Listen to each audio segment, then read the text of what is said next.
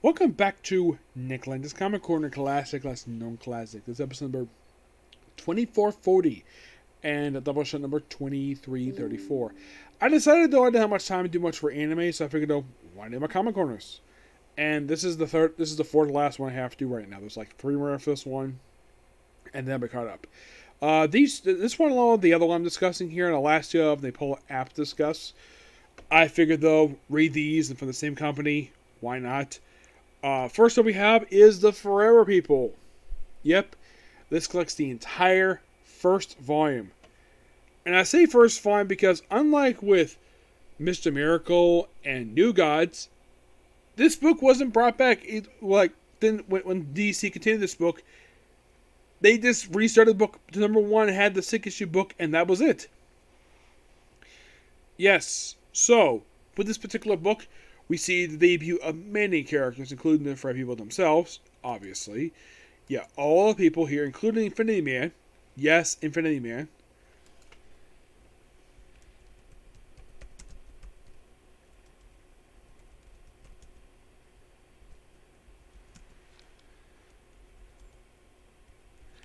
Yeah, in just the opening issue, we have the debut of the main Forever People. The Infinity Man himself, whose real name is Drax. He's not confused with the new 52 version of the character, who is a very similar look to him, except he's more shiny. So yeah, this is where the Infinity Man makes his debut here. And get this, apparently he's Darkseid's brother, despite the fact that he is from New Genesis, while Darkseid himself is from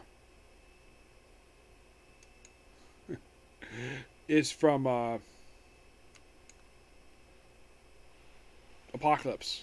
So we also basically for number one is also the word for the first full appearance of Darkseid himself and the first appearance of the Grav Guards.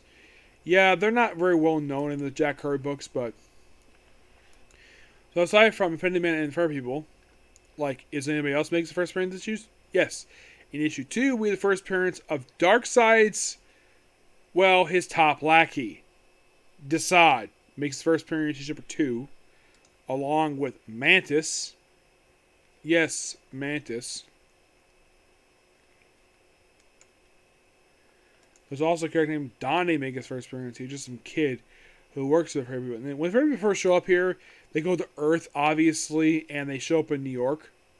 Now, Danny is only here just for this issue and issue 2 and 3, and then he's like a regular in volume 2 for the book. And thinking, okay, so issue 1, issue 2 has first appearance. What about issue 3?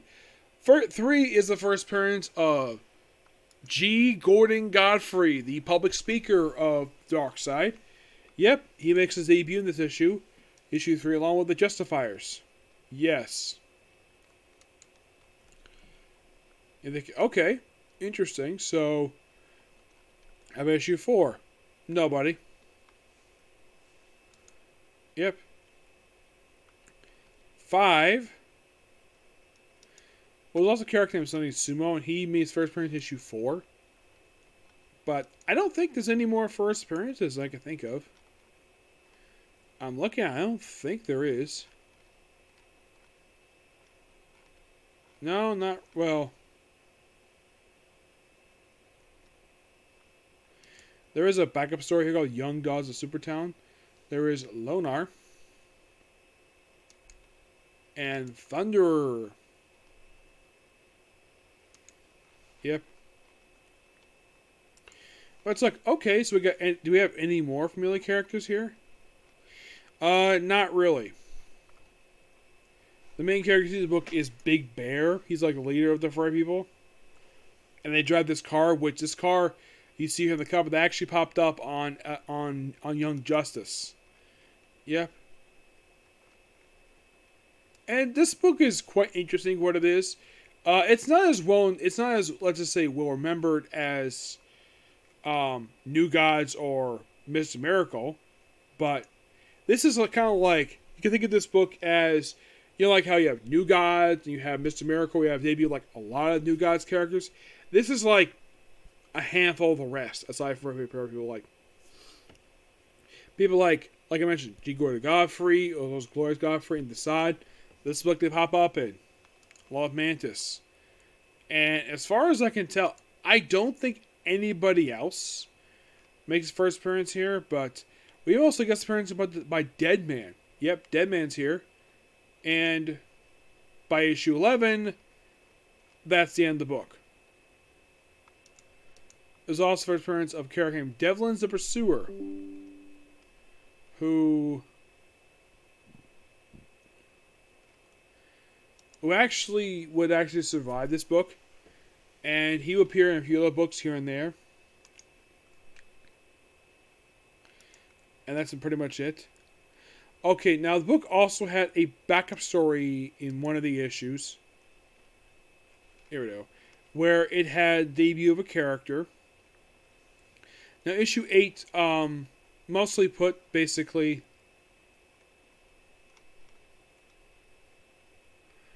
Well, we had I thought it was about first appearance, but yeah, they occasionally reprint some stuff here. But this book is just really good. Would I recommend to people fans of Gods? Yes, but it's not, let's say, high end tonal pole like Mr. Miracle and New Gods are. I'd say Jimmy Olsen's Jimmy Olsen. That one basically is really good too, because that one's first appearance of Darkseid himself.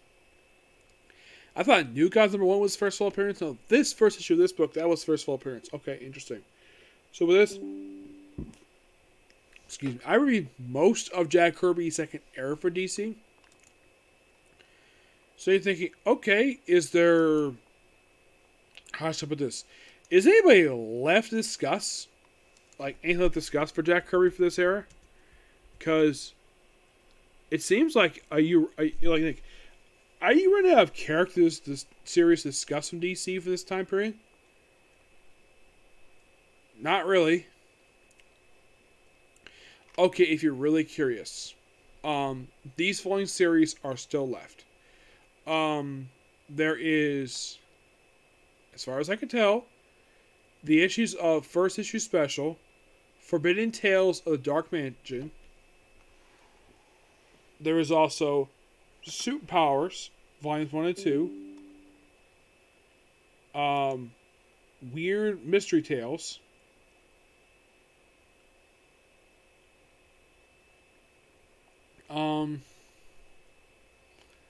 And that's it.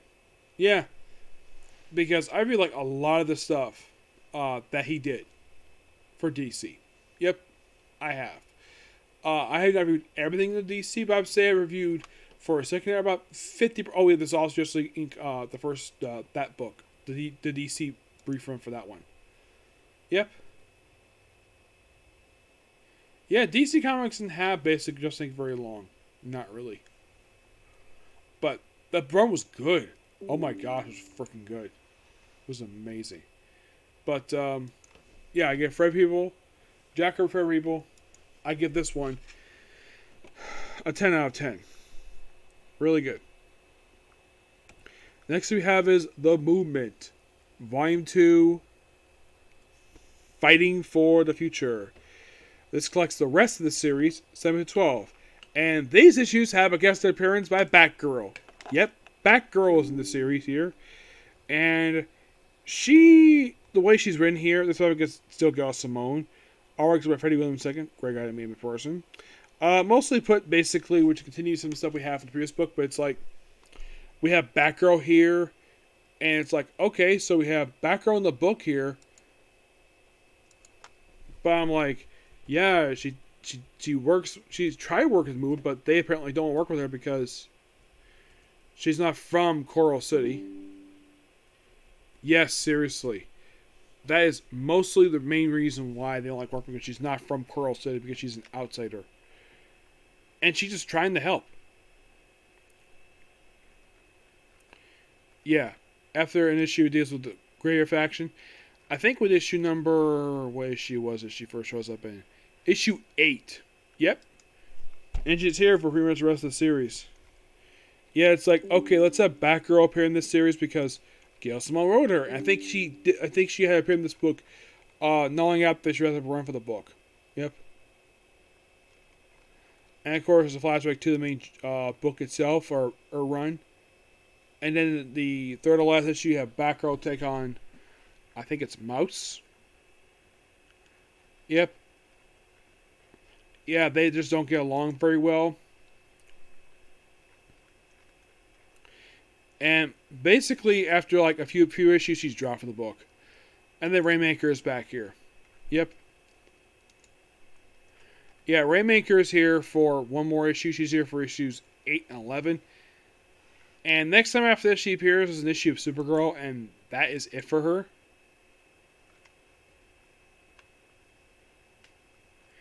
Yep, and then the final issue of the series, issue 12. Yeah, the one of the villains with the corner killer, whose father is a politician. He gets killed off in this last issue. Mm-hmm. Does Moon disband? No.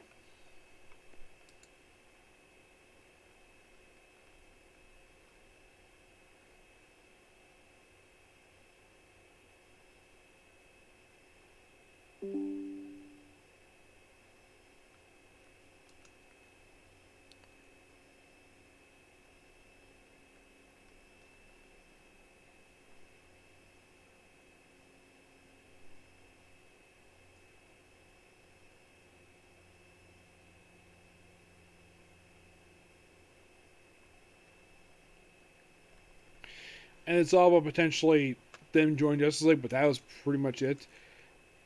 Yeah. It's a really interesting series, what it is. It's not terrible, but not much right home over this one. Not really. Aside from the guest appearance by Batgirl, there's not really a lot to say about this series, is it? Like I said, it's not terrible. It's just that, I mean, I can maybe see the reason why the book ended. Was the book terrible? No. It was actually pretty good. It's just that there's not much, let's just say, not much substance here, per se. Yes. I mean, Gail Simone did an okay job writing the series.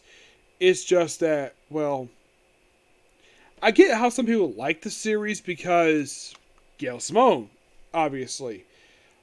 But looking at it from a perspective from the series, by the way, the series was canceled like 9 years ago. Looking back 9 years later, it's an okay series. Excuse me, but it's not terrible. Is it one of Gail Simone's best books? Not necessarily. And this is just my honest opinion, honestly. If anybody is offended by this, fine. I kind of feel as though it's not as good as some other books. Not as good as Batgirl or Secret Six. Those books are really good. Or her Birds of Prey book. I put this book just below those books. Because people love Gail Simone. Another book I consider to be really good is her run for Red Sonja. That was amazing. All with Swords of Sorrow. I would say this is just below the good stuff. Not at the bottom per se, I put it just below the good stuff for Gail Simone.